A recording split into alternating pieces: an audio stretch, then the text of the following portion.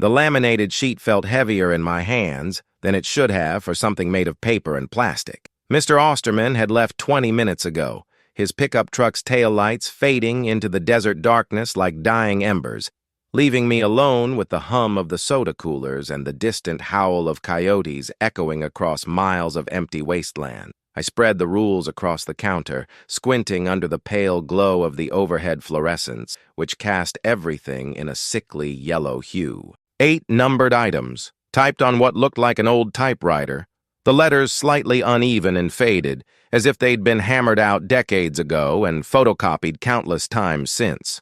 My name was Danny B., and this was my first night working the graveyard shift at Osterman's gas station. At 28, I'd already survived more than most people see in a lifetime.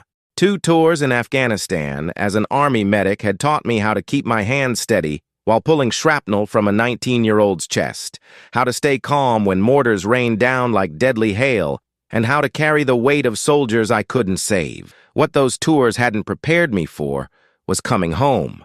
I'd returned from my second deployment to find my apartment in Phoenix rented to someone else. Apparently, 3 months of unpaid rent while I was dodging Taliban bullets was grounds for eviction. My girlfriend Sarah had moved to California with a yoga instructor named Brad, leaving behind only a note about finding herself and my toxic military energy. My savings account looked like a casualty report, and every job interview ended the same way. Thank you for your service. We'll be in touch. Then silence. My cousin Levi had heard about the opening at Osterman's through his girlfriend, Carmen, who worked dispatch for the Coconino County Sheriff's Department. It's not glamorous, he'd warned me over beers at a dive bar in Flagstaff, but the pay's decent, and you won't have to deal with people much. Might be exactly what you need right now.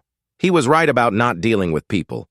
The gas station sat 15 miles east of Flagstaff, right on historic Route 66, where the old highway cut through the painted desert like a scar across red rock and sage. We were the only light for 30 miles in either direction once darkness fell, a solitary beacon in an ocean of high desert stretching endlessly toward shadowed horizons. The station itself was a relic from the 1960s, a white concrete block building with turquoise trim faded to the color of old bones, 2 service bays that hadn't seen a wrench in decades, and 3 pumps with analog dials, despite accepting credit cards. The Osterman family had built it back when Route 66 was the main artery to California, before Interstate 40 carved out a faster path 20 miles north.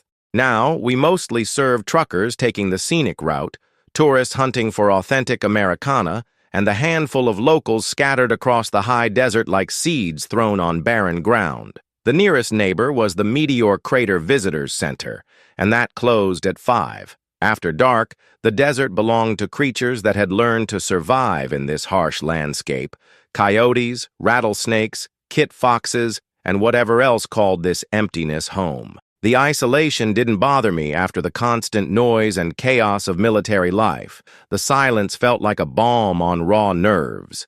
Mr. Osterman had been matter-of-fact when he handed me the laminated sheet during my brief training shift. He was in his 70s, weathered by decades of desert sun and wind, with the careful movements of a man whose body had been shaped by hard work. My grandfather built this place, he'd told me. 3 generations of Ostermans have kept it running through boom times and bust, through the golden age of Route 66 and its slow decline into nostalgic tourism.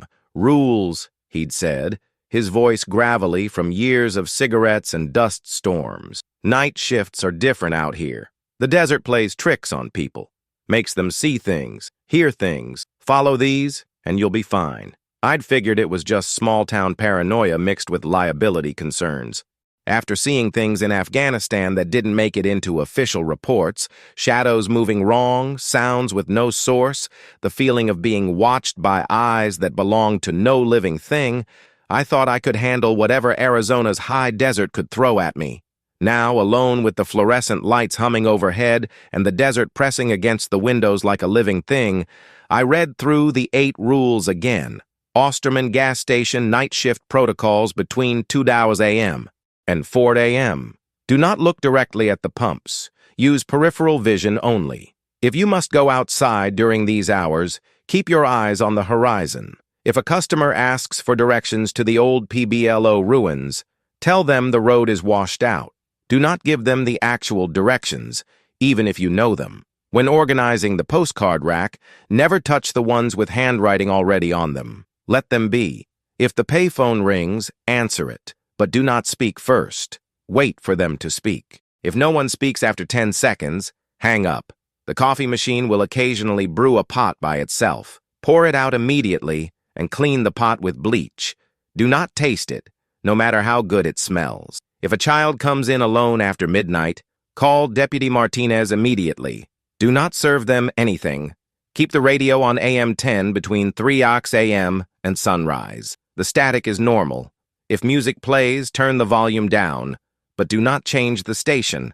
If someone knocks on the back door, do not answer.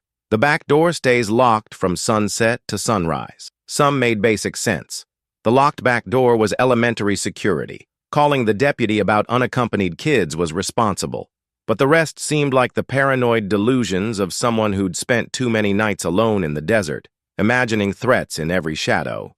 The first few hours passed normally enough. A trucker stopped around 9 for diesel and Red Bull, a heavy-set woman named Rosa, who ran the Phoenix to Albuquerque route twice a week. She complained about construction delays near Holbrook while I rang up her purchase, her CB radio crackling with chatter from other drivers navigating the night highways.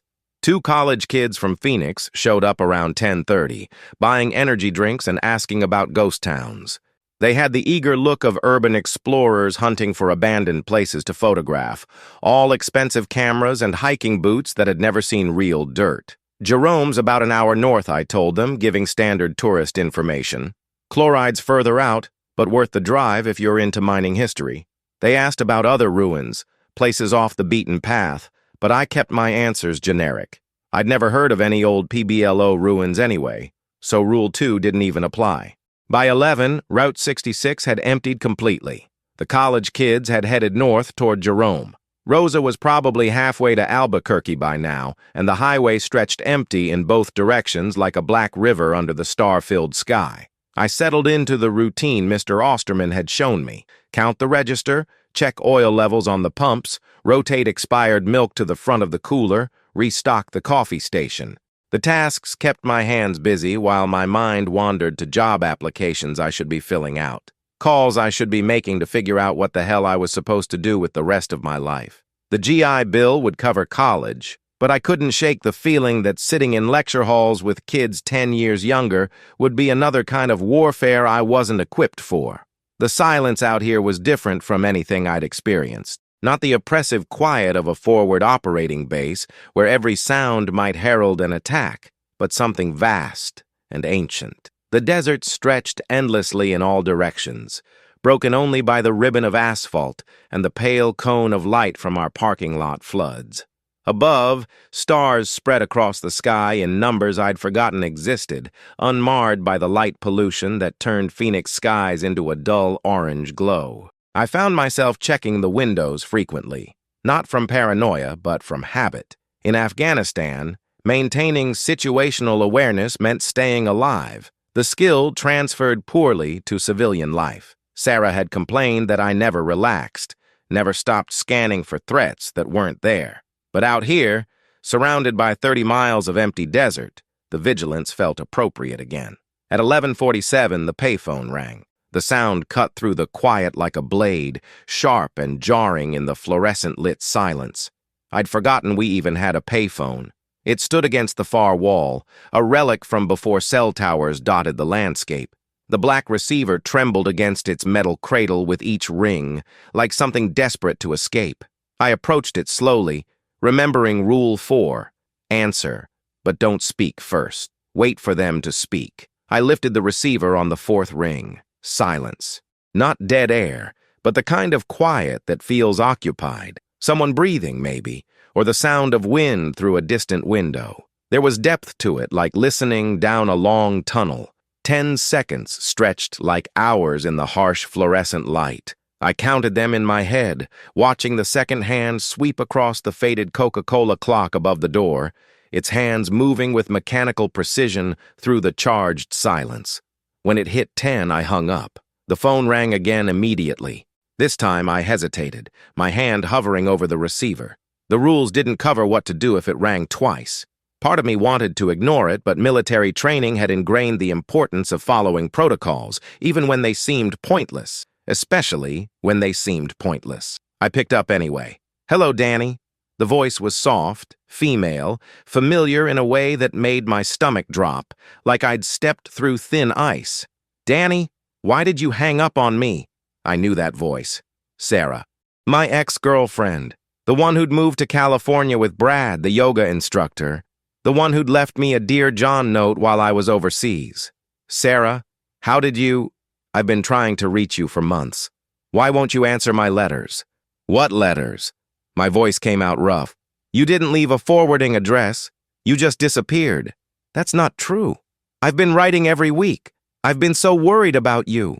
Her voice carried that particular tone I remembered from our fights, the way she'd sound hurt and accusatory at the same time.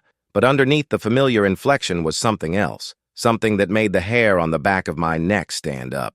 "Sarah, where are you calling from?" "Home. I'm home, Danny. I came back for you." "What about Brad?" "Who?" The confusion in her voice sounded genuine. "Danny, you're scaring me. Are you okay?"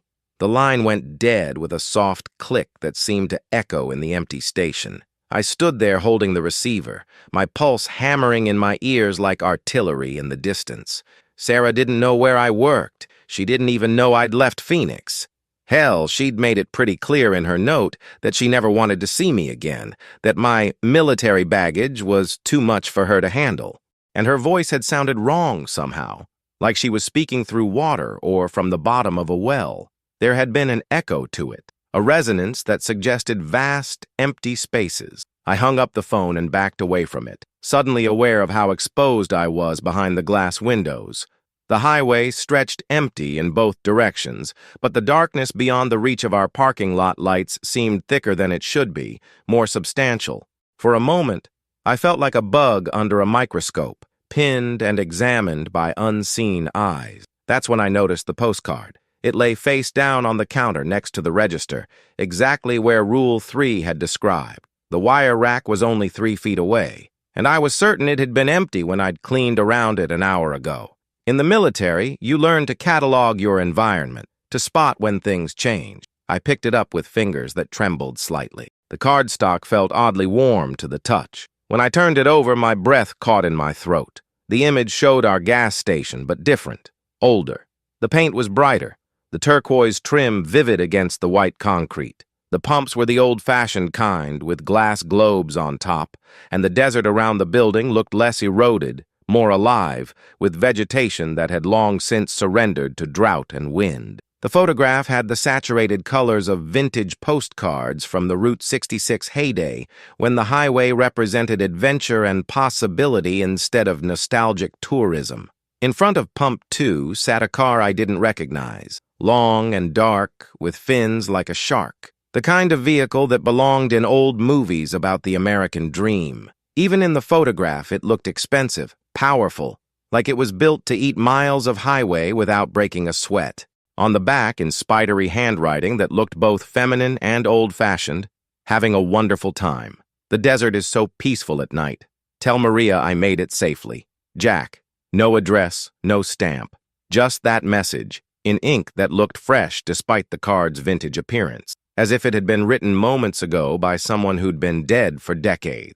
I remembered Rule 3. When organizing the postcard rack, never touch the ones with handwriting already on them. But this card hadn't been in the rack. It had appeared on my counter, placed there by hands I hadn't seen, carrying a message from someone named Jack to someone named Maria. The rules said to write, "Wish you were here," and put it in the outgoing mail slot. But as I reached for a pen, questions flooded my mind. Who was Maria?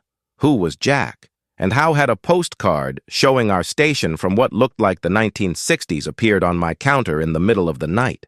I found a pen next to the register, an old Bic that had seen better days, and wrote, "Wish you were here," on the back of the postcard. My handwriting looked clumsy and modern next to the elegant script that mentioned Maria, like graffiti scrawled over a work of art. The mail slot was built into the wall near the door, a narrow brass opening that probably hadn't been used for legitimate mail in years. Desert sand had accumulated in its crevices, and the metal had the green patina of age. The postcard disappeared into the darkness with a soft whisper, like a secret being swallowed by the night. As soon as it left my fingers, something changed. The air felt different, charged with an attention I couldn't name. In Afghanistan, we'd learned to trust those instincts, the feeling that something was wrong even when everything looked normal. The sixth sense that kept you alive when logic failed. The fluorescent lights seemed to flicker, though when I looked directly at them, they burned steady and harsh. I completed the rest of my shift without further incident, following Mr. Osterman's instructions to the letter. But as dawn painted the eastern horizon in shades of rose and gold, bleeding color back into the desert landscape, I found myself staring at that laminated sheet of rules with new understanding. They weren't suggestions born from small-town paranoia. They weren't liability concerns or the delusions of a man who'd spent too many nights alone. They were survival instructions, written by someone who'd learned through hard experience that the desert held more than sand and silence.